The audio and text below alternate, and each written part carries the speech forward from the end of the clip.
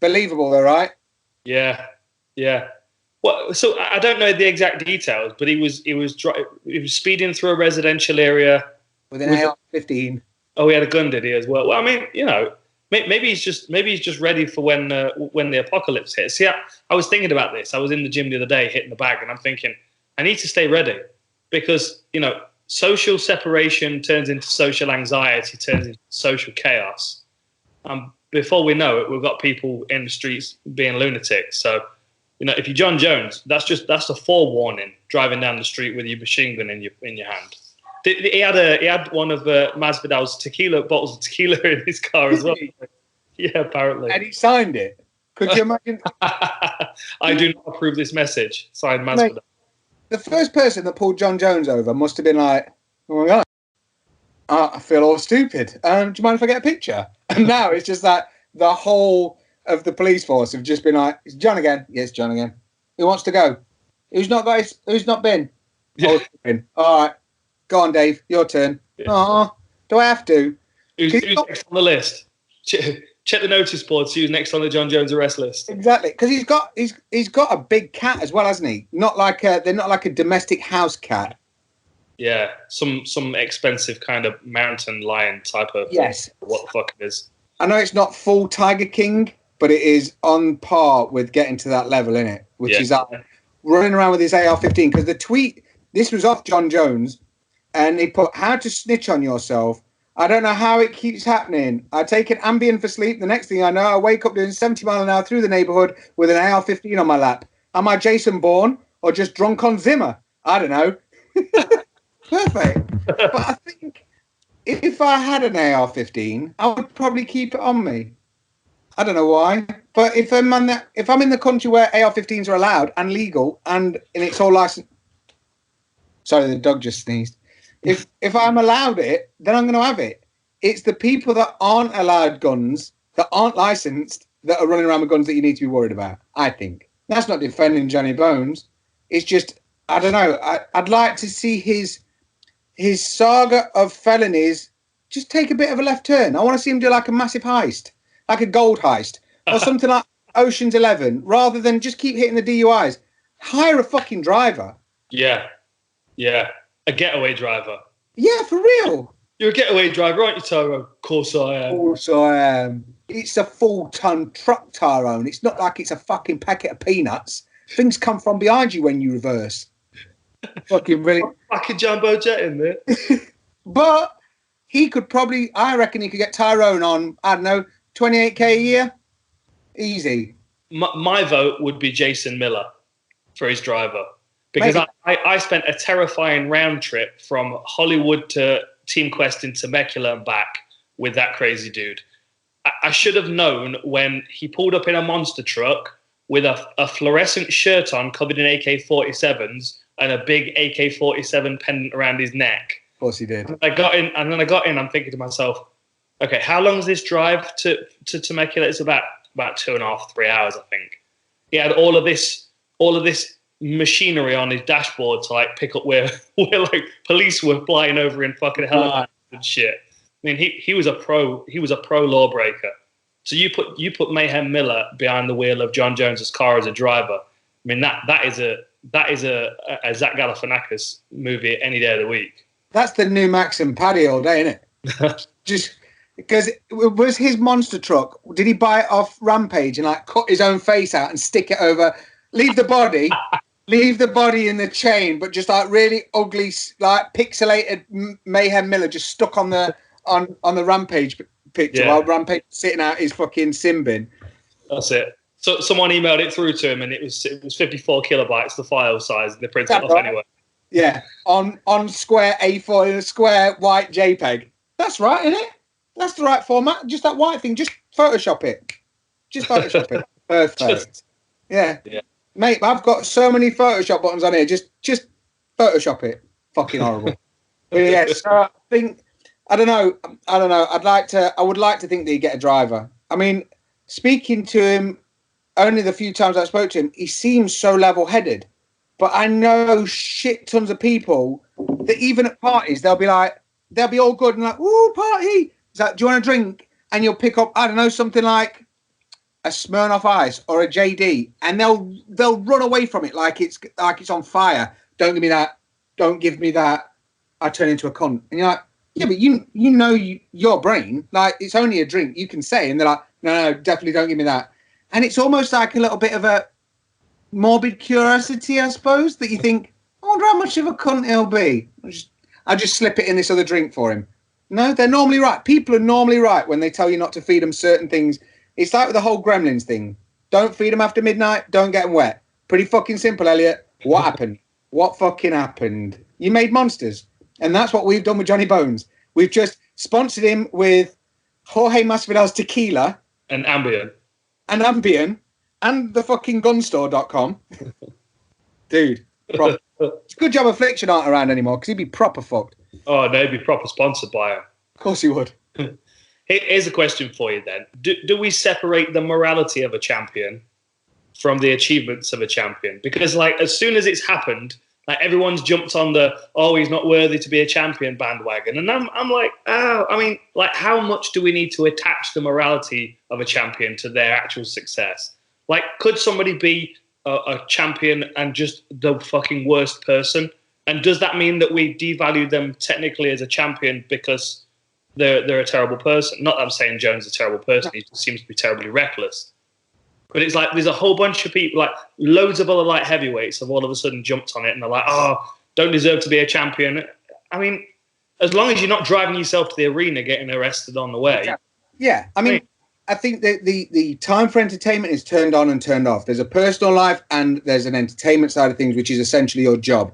He always performs at his job. He always does what is asked of him. So as far as if this was 1991, the job side of things is ticked. The news stories are few and far in between because they're not social media. They're not Instagram. They're not Facebook. They're just anomalies that happen. And the best person I could probably use as an example is probably Mike Tyson. Mike Tyson at the minute is seen as everyone's fucking lovable granddad. He is a lovable fucking rogue that is basically can still move well for a 60-something-year-old. He's a bit of a rogue and he's got a bit of backstory, a bit of a cheeky chappy. But when you actually look down at fucking Tyson's achievements of what he went through in prison and what he's done in the ring and all these other things, and I'm not saying he's a bad person by any stretch, but there are certain people out there that have had these friendliness and things done by Tyson that would completely disagree. But that doesn't take away from the fact that he was one of the most terrifying boxers in the world. Probably added to it. Mm-hmm. And I don't know. I think the problem is John makes it too easy for other people in the division to play that narrative. Does that make sense? Yeah. It's like if a comedian comes out and picks on someone in the front row, and if they're fat, he calls them fat. Too fucking easy, man. You've got to work something else out of what characteristics are they displaying that you can pull out that will make people laugh that aren't that obvious that you're calling someone fat because you're a fucking shit comic? Does that make sense? Yeah. You have to look, and so all the like heavyweight people are like, he doesn't deserve it. It's like, all right, go and fight him in prison then. You'd still fucking lose. And that's right, because he's just better than you. He's not a better person because clearly he's making a few fucking bad decisions, or some dickhead like me is feeding him the Jack Daniels that he shouldn't be fucking having. Maybe we need to do a different ranking system for like moral righteousness.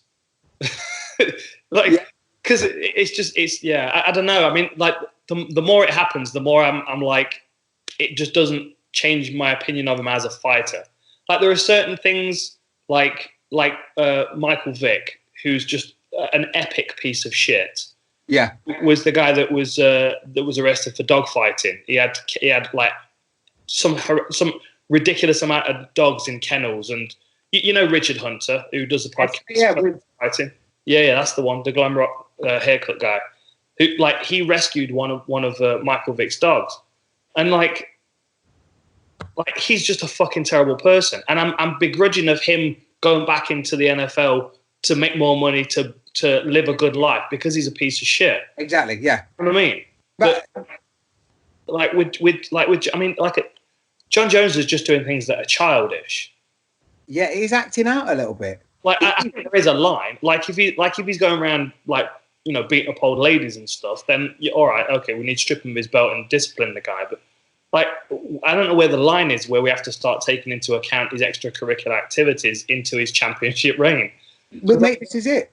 But that comes. There's a lot of fighters that have like. Even Mike Perry was Mike Perry video knocking someone out in Orlando. And did you see Ashley Evans Smith robbing a TV off someone's doorstep as well? No, wasn't it medical supplies? She'd gone to purchase something. Was it Ashley Evans Smith? I think it looked like a TV they were putting in the truck. So basically, she'd gone to purchase something, and this customer or this person had left a basket of medical supplies that had been donated next to said purchase. They then loaded the truck. So I don't know, and this isn't defending them, but if this was me and I'd done this and I needed to get out of it, I'd be like, yo, I was in a rush. I didn't want to get a virus from these crazy bitches, but I needed to purchase whatever I'm purchasing. I just loaded my car with everything that was fucking not nailed down. Turns out I robbed a shitload of stuff. My bad. So, and she has come back. I mean, the person has said that basically she rang them to say, by the way, you took it, rang them 5 times, and Ashley then blocked them. So for her to then say, I didn't realise, is a bit, how far is this going to go?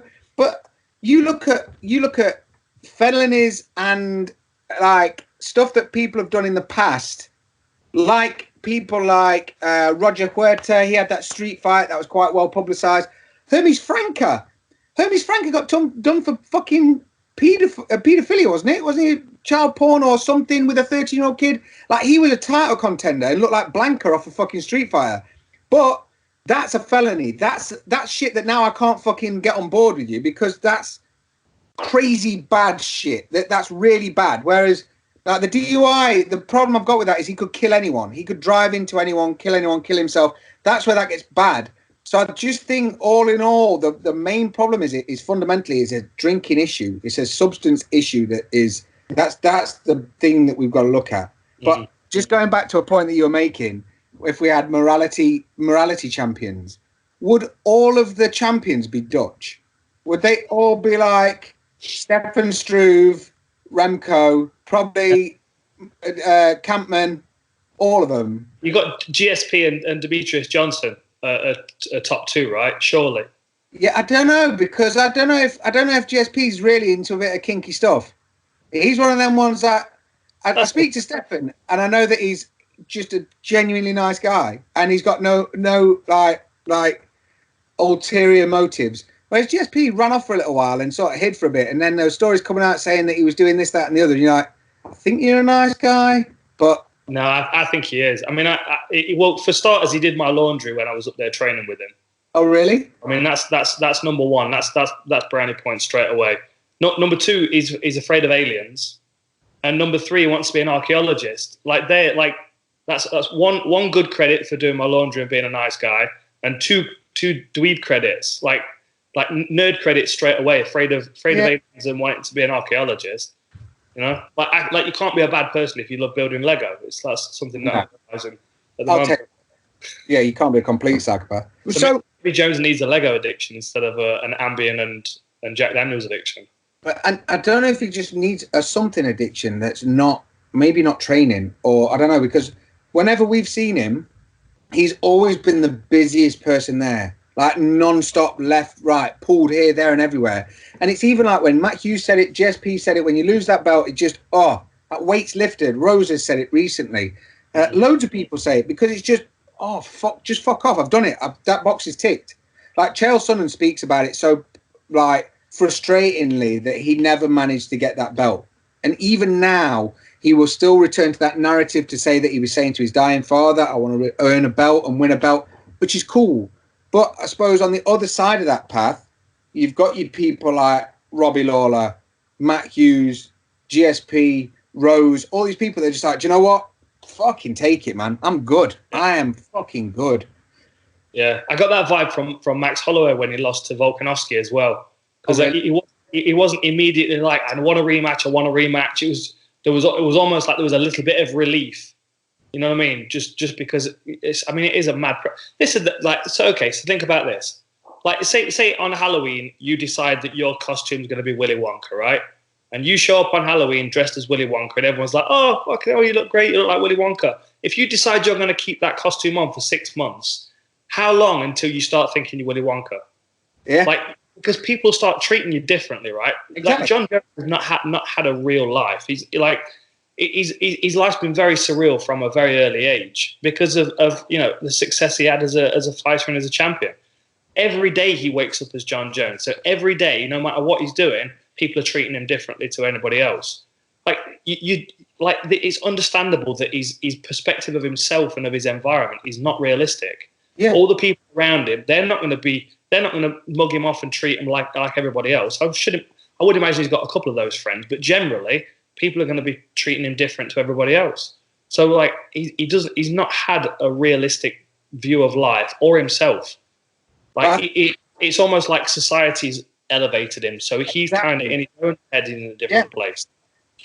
But I think that the genuine friends you'll get are the ones that will call you a piece of shit first. The ones that will literally go out of their way to just like take the piss. I mean, I love Jimmy. I love Jimmy more than anything. I fucking love Jimmy. But if I saw him tomorrow, I would be taking the piss out of whatever he's wearing, or it just happens. But that's because I feel that I can, because it's an affection that's not necessarily something that's a fake. I'm not trying to justify a fake friendship or whatever. It's not like I know a plumber, so I need to be nice to him so he'll fix my fucking sink. I genuinely like certain people, and the way that I interact with people is through massive sarcasm and being a bit of a dickhead. And once I find people that get that and are on board with that, then we kind of stick together. Like there's time. I mean, Wad's the best example, because Wad's our adult that we all fucking have that takes care of us. But I mean, we can have a laugh with Wad, but at the same time, if Wad asks you a certain question, you don't answer back with like, yeah, fucking your mum or whatever. You answer him properly, because that's the time you do that. He's the designated grown up in the group. Yeah. Exactly. But I think there's a film. Do you remember the film Bubba Hotep? Yeah, I remember that, about the Elvis impersonator. So it was Elvis. Elvis decided he wanted to go on a hiatus because of what you've just explained about Johnny Bones. And essentially he was like, do you know what? Fuck this. And the whole story, it was the guy from Evil Dead, wasn't it? Or Army of Darkness. What's his name? I don't remember. It's been a while since I watched it. You know that what you're saying is John Jones needs to retire for a bit and become a John Jones impersonator. Fake his own death and fuck off, yeah. Fake his own death and fuck off. But so say if before he gets famous, he's got 10 good friends, and 5 of those good friends give him shit regularly. The more famous he gets, those 5 friends will stay, but he's not going to recruit any more shit-talking friends. No. And they slowly become outweighed by all the ass kissers. So then he's surrounded by 50 ass kissers and 5 people that talk shit. When they become 100 ass kissers, he's going to start losing a couple of those shit talkers. That's it. And eventually, the filtration system ends up where most of the shit talkers that he knows, if he picked the phone up to that person, even today, they give him a bunch of shit on the phone. He just stops talking to them because he likes that ego massage from everybody else. That's the danger.